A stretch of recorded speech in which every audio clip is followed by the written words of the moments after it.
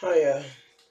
I'm just telling you the latest of what's been happening to me in my life.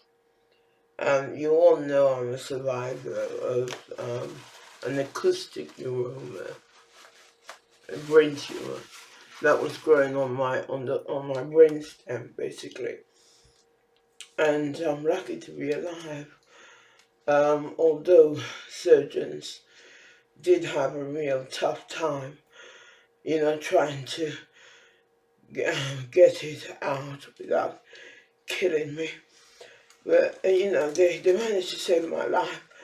But they did a lot of damages, brain damages. They left me brain damaged, basically. And I still have problems on my right, and I still have a lot of neurological problems as well. And it all comes about when I'm under stress, when I have a lot of stress in my life, when I have to live under stressful situation. And this morning I was sent this care worker from an agency whom I've never seen before. And although I rang them yesterday and I said to them I'd like the one I had, her name Linda, and I'd like her again. They totally ignored my request and sent this one. And when she came, she was standing at the second door, of the first or the second. And she startled me. I was really startled, because she should have waited outside the door, the main door, but she didn't. And I think I said something to her, and she kept saying, what? And I said to her, I've got this problem when it comes to repeating myself repetitively. I tend to get moody after a while. It affects me, so it affects my moods. And anyway, she just kept saying, what. She couldn't understand the way I was speaking. And, it got me really upset. And she started shouting at me, and she pushed me. And, I mean, I'm still recovering from the shock now. And I said to her, well, that's it. Leave my property, leave my flat, please, go away. I don't want you in here again. I don't want you taking care of me. And she wouldn't go. That's the thing. She just wouldn't go. She wouldn't budge. And she frightened me. I was really frightened by the whole thing, the whole episode. And I'm wondering if this Dion Charles has something to do with it. Social services, if they deliberately placed her to take care of me, knowing that she was going to manhandle me, you know. Yes. And then I had a hospital appointment, so I went to that. And whilst I was in the hospital, I kept falling asleep. I couldn't keep myself awake, And so they referred me to this is what happens when I'm upset. When people shout, there are people who shout or raise their voice in my presence. This is what happened. It really does affect me. And so they took me whilst I was there. They just couldn't get any blood off me. They pricked me, I think, about 5 times, and it was very painful. And I said to them, that's it, I'm not giving any more blood. And anyway, because I kept falling asleep, they said they were going to take me to A&E, which they did. And I waited there, for 5 hours. And, I wasn't seen to. So I had nothing to eat since morning. And I was there from 10:30 in the morning. and it was about 6 by the time they said to me, "Oh, you have to wait a bit longer. We're not going to see you yet." So I just left. I left. I rang a cab, and I just left. And on my way here, I stopped. I made the cabbie stopped, and I bought some stuff to eat. Because I was really, really hungry. And even then, it was torturous trying to eat the stuff because I had no appetite and no taste. God. But I made it go down anyway because I was feeling hunger cramps. I was getting, um, what you get when you're hungry. And anyway, being back home now has been a real nightmare because I got no evening care. No evening care came to me, and oh, it's just been murderous. It really, really has been murderous. And what's been happening to me, I just can't put a name to it. Being treated this way, not being listened to by people like social services, and they're the main bodies. They're the main characters. If they're against you, where does that leave you? And everybody tells me, oh, get in touch with social services, tell social services what's been going on. But social services is behind it. They're the people who have targeted me. They're the people who want me dead. You know, and if it wasn't for my inner strength, my courageous personality, and being a brave warrior, I think I would have been dead ages ago. I really, really would have been dead ages ago. And of course, my diet, and now I have no appetite. I have no appetite at all, and I don't know what's going to happen. Because of the heart condition, I find that I'm swelling up. I'm getting um, upper. I'm swelling up. My legs are swelling up, and then this is making it difficult for me to walk as well. And I mean, I shouldn't have to be doing all this, struggling like this. For a mother, I mean, I've got 3 children, 3 grown-up children. The eldest one being 38, the middle one being 35, and the youngest being 31. I shouldn't have to be struggling like this. It's made me I feel quite angry at, actually, pessimistic about the human race. You know, why are they putting me through this? And it's not just social services, it's everybody. I mean, is it me attracting? Why am I attracting this kind of behavior from these professionals? And my children as well. I've got to think about things. Anyway, I'm going to share something with you. Um, did I tell you the neuropathy? What I've got at the moment is neuropathy.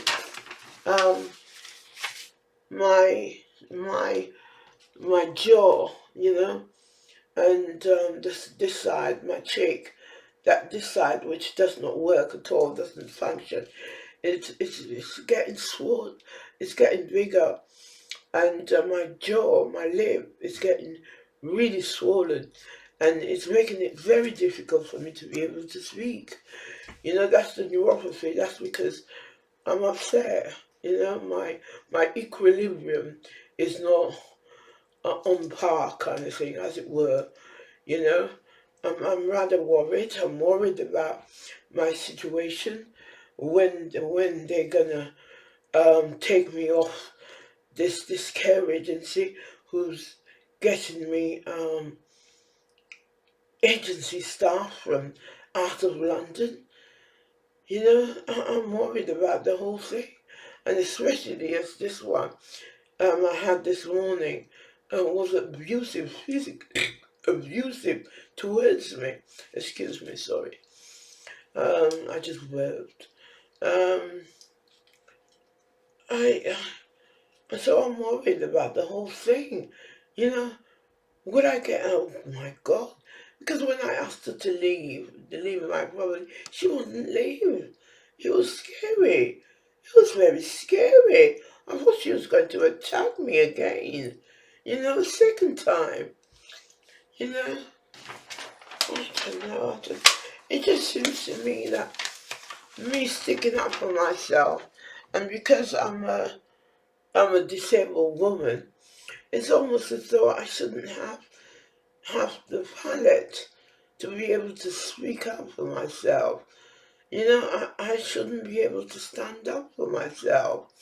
You know, I should be passive and, you know, I shouldn't be so positive.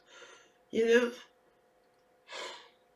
and it's all just making me very sick.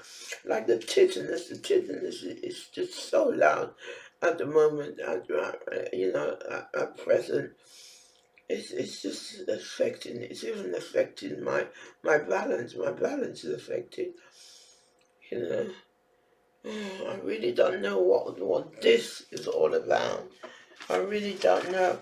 I was going to share, yes, I'm going to share something with you.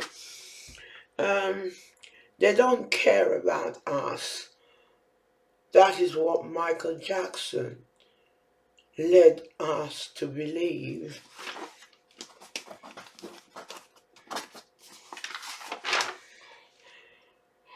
You only have to look at the state he was in at the time of his death. He was a man with no self-love. You know, he gave up on himself. The only thing he concentrated on was his gift, his talent. Other than that, he just gave up on himself, you know? And you know, as for little Kim, she has pure repulsion towards herself. You know, and these people, if they're like that towards their own self, can you imagine how they feel towards other blacks? You know, other blue people? You know, they don't say it.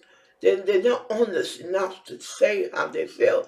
But honestly, the way they behave, you can tell. The way they try to change their image. She needs to get to know her many different characters, you know, become their friend. Because at the moment she's blaming her different personalities. You know, she's not being honest enough to say, well, it's me, little Kim. This is how I feel.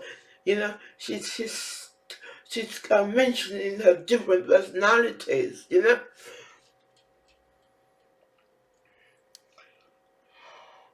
You know, you know, she can get familiarized with her different characters. You know, we all have different characters.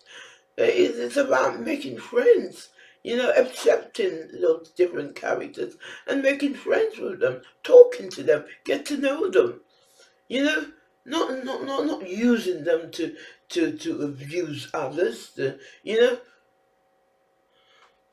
to be bloody messed up gremlins, you know, mischievous gremlins towards others. You know, it's about getting to know them and becoming their friends. You know, spend more time speaking to them.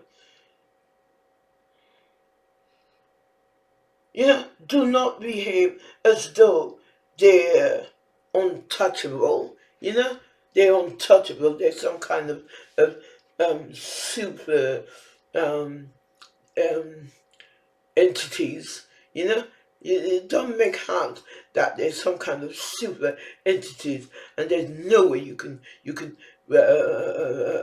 get to know them. You know, because you can get to know them because they're all part of you. You know, and that nigger, we don't give a fuck. You know, this is not a phrase used, this is a phrase used in one of the songs, and I don't agree with it at all. You know, she shouldn't use this type of phrase. You know, it's not on. Shouldn't be allowed. You know, the blue people, the black race needs to have that positivity. Don't let another tell you about its quality. That's your skin tone. You know, the melanin that you possess. You know its worth. You don't feel you can love who you are, then make it lovable. Make it special.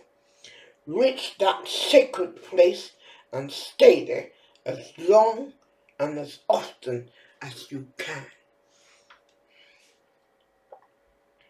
You know, you can make a part of your pad into a haven, you know, somewhere where you can go to and just chill out and relax and get to know who you are, who you really are. Your own kind is being used to make a clown out of you. Your own kind is being used to make you look like a dirty sod. You know, a faggot. You know, a sadomasochistic, sadomasochistic, I can't pronounce word at the moment. You know, making you, you know, as though that's what you're worth. You know, we don't worth so much more than that.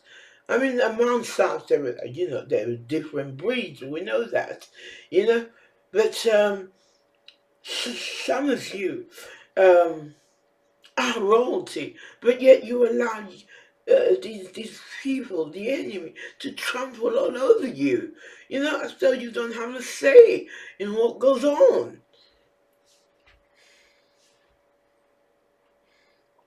We are aware of all the dirty psychological games that is played behind our back. Even, you know, the curtain, you know, when the curtain goes down kind of thing. And it really is time to take control of your life. Don't let another person do it. Prove to the enemy, no matter how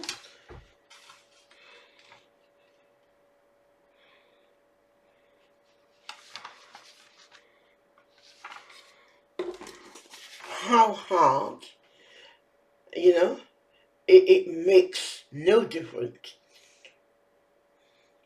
how many obstacles are placed in the path, in my path, in your path.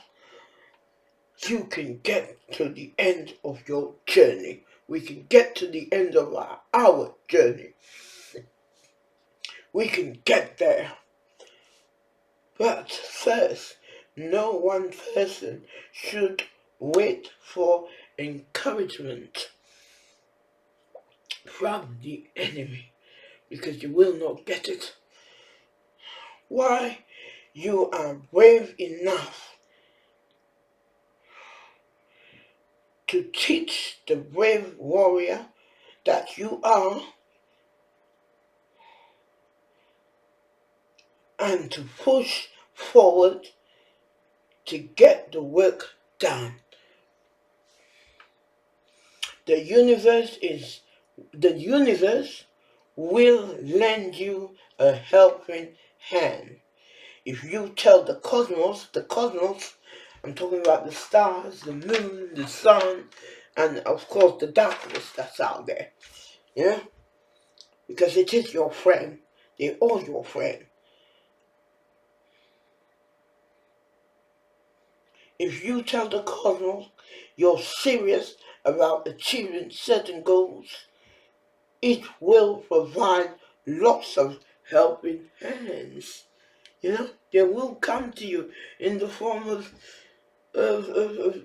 people who you're compatible with, people whom you can speak to, talk to, people whose company you feel easy in, kind of thing.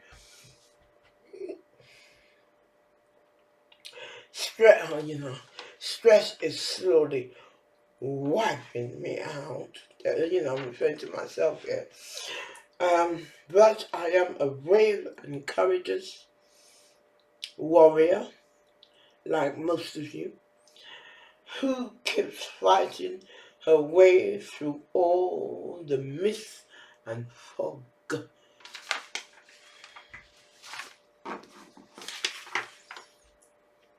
to see the bright sunshine again. Because I know it's all possible. It's all possible. Believe in yourself and everything is possible. Believe in yourself and everything is possible. Believe in yourself and everything is possible.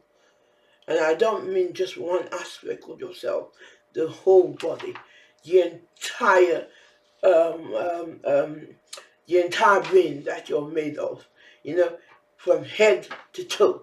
You really have to believe in what the fiber that you're made out of. You really have to believe in it. Because take me for instance. When I was in hospital, and they were performing the surgery on me, the operation to take this tumor out, and they told my mother, that's it. She's not going to make it out of the coma. That's it. We need to pray for her. You need to pray for her. And I heard that. I heard what they said. I heard it. Honestly, I heard it. And I said to myself, oh, so that's what you guys feel. That's what you guys think of me. I'll show you. I'll bloody show you. And somehow, somewhere, I made it through.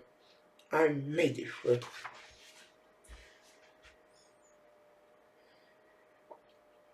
Um, the vestibular disease, which I've got, which I'm now battling against, and the cancer as well. I've still got that, but that's under control. The cancer's under control, but the vestibular disease. Each time I get upset, and that's happening a lot lately. With the different care workers that come here, coming from out of London. The fact that I'm unable to build a relationship with any of them. I'm unable to have a rapport with any of them. Yes, things are tough at the moment, very very tough. But this is the time for the skillful um, army army manager, the army manager or army superior. It's time to fight. This is the time I have to fight. And people, I don't mean physically. No, I don't mean physically. Talk. No way. Because I can't fight physically. Okay? I can't. As I was saying, the vascular disease is very harsh on me. It's very hard. It's very hard on me. But yet, I feel I'm making progress every day. Half the time, it is raining on top of me. My head, my clothes get drenched, soaked. It's a case of drying out and moving along. I have the strength, the inner strength. And that's what I've got to keep believing in, concentrating on, focusing my attention on, you know, because I know, I'm aware that the enemy watches, and the enemy, as well as watching, wanting to do away with me, wanting to see the end of me, the enemy also is learning of me as well, because that's what it's all about. I have to see the TV, explain to her how I'm being treated, how I'm being abused, neglected. And it seems as though it goes above their head because I don't look as though I'm being abused, I don't look as though I'm being abused. I don't look like the typical abused person. They're trying to make a mockery of my care package, the social services, because I don't see the money. I don't see the money at all. All I know is that they're sending different people from different agencies, different areas, different states, different towns, kind of thing, and they don't care because as far as they're concerned, this money is paying the people, whether or not I let the people in or not, it's paying the people, and they don't care. That's all they care about, They don't care about anything else. They don't care about looking after me, They don't care whether or not I'm okay, So what? So bloody what? I'm very much, um, I can say I know who's behind all this. Is that Dion Charles? Is that Dion Charles? Because I won't succumb to her awful behavior, because she doesn't realize that she's behaving atrociously. Her behavior is just so atrocious. Imagine doing all this to a vulnerable, disabled person, and on top of it all, you want this person to love you. You want this person to forgive you. Oh my God, honestly, she ought to take a good look at herself. She ought to take a good look at herself, because life is not, it's not all about being nasty. It's not all about being evil and demonic. You know, that's why the world is the way it is, because people in the world, not the universe, because the universe is trying its utmost to hold us together. It's the people in the world. That's why it seems as though everything is falling apart, because everybody is like the way she is, evil and demonic. Everyone feels like they have to be evil and demonic to get on, but it's not like that at all. It shouldn't be like that. In my eyes, she's a nasty, covert narcissist. And this has led me to believe, to think, can she ever change? Does she want to? Like the hospital, because the whole thing stresses me out so many times that it makes me very, very ill. And I end up, the last minute. I went to the last minute and I called the paramedics, and they come. I mean, the last lot that was here was so cocky and cheeky, and they reminded me of thugs, So I don't want to call paramedics here anymore, I want to find another way of making myself feel better, feel good, especially now that, whenever they take me to hospital, they can't get any blood of me, and that's very stressful in itself, Oh my God, because they really hurt me. They really hurt me with those needles. Anyway, as I was saying, they don't seem to understand that I'm being abused. They patch me up. They patch me up with some kind of patched up blanket or something, you know, and they send me back home. They send me back home to be abused. Yeah, oh my God, honestly, it's a bloody nightmare. It really is.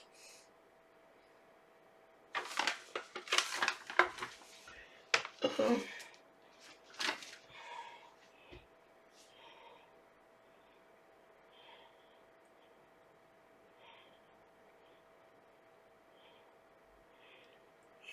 What was I doing? Yeah, like the key set, for instance.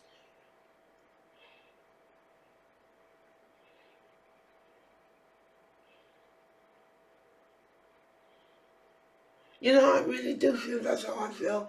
I mean, they said to me, "Oh, we're not patching you out just to send you home to be abused." And I said to them, I turned around and I said to them, "That's how I feel. I feel that's what you're all doing to me. You all want me to be abused.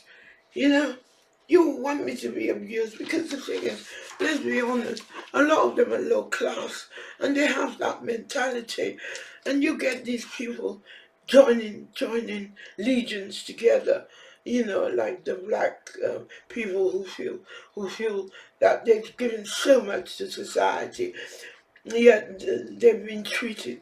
They don't like the way they've been treated, kind of thing. They get together with these low mentality whites, and together they do great harm. They can do great harm, great harm. Especially to one that they feel who's royalty and who behave like royalty. You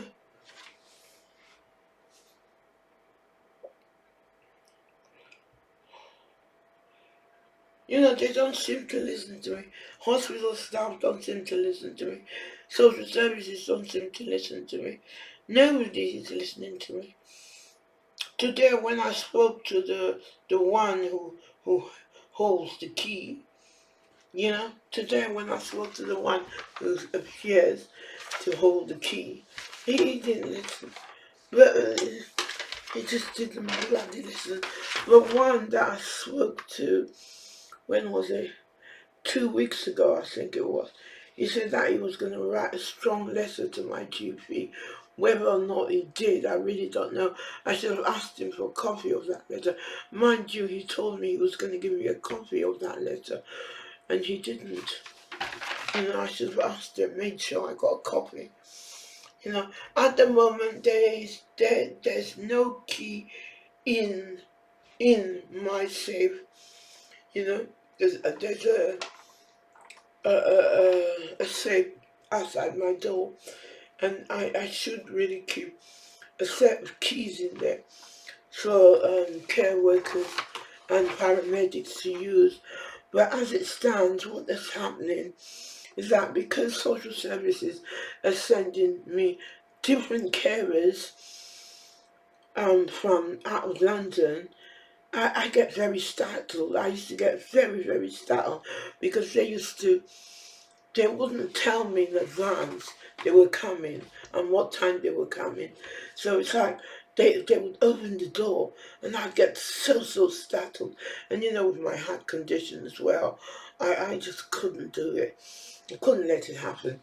So what I did, I got him, the neighbor, upstairs to remove the key, you know, to remove it. And it's still not in there, but the thing is, it's the when the paramedics.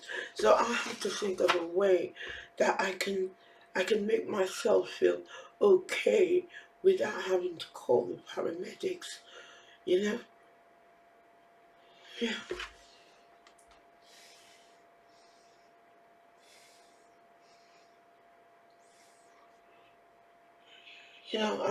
I was just so annoyed. So I got him to remove it.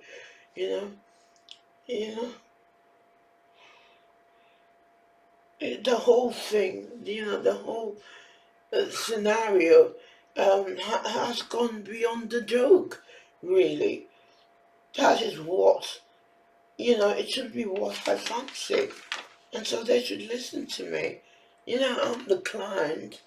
You know, I'm not a piece of trash, piece of rubbish, you know, that will accept anything, that will just accept what's given to me and keep my mouth shut. I'm not that way inclined yet, and you have to know it. You have to realize that I will not succumb to your ways.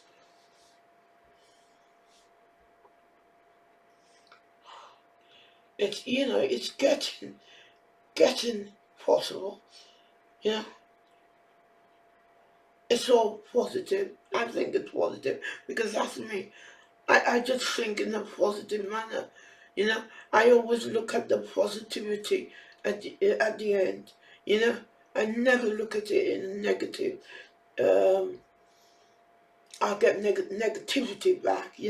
It's all I always look on the positive. You know, there's a song called "Always Look on the Right Side, the right," and that's what I do.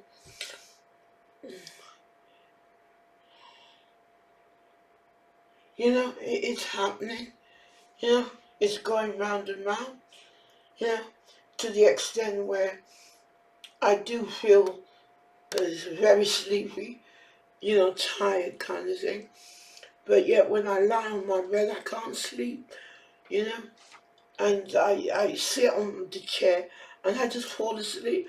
I just fall asleep kind of thing.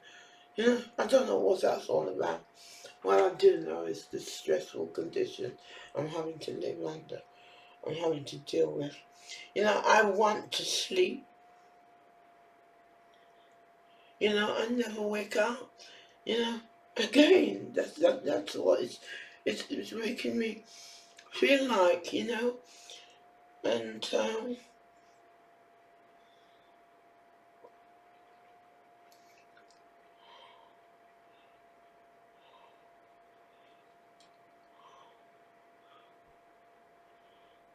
And they go on as though I'm someone with two planks between my bloody legs. You know, they try and treat me like a bloody idiot. But the thing is, I won't let them. I won't bloody let them. I won't bloody let them. Anyway, that's it. I don't want to say anymore. I think I've said more than enough. So I'll say amen, hallelujah, peace. Now peace is what I feel after and during a video session. So it's all very therapeutic for me, and they haven't found what's therapeutic for them.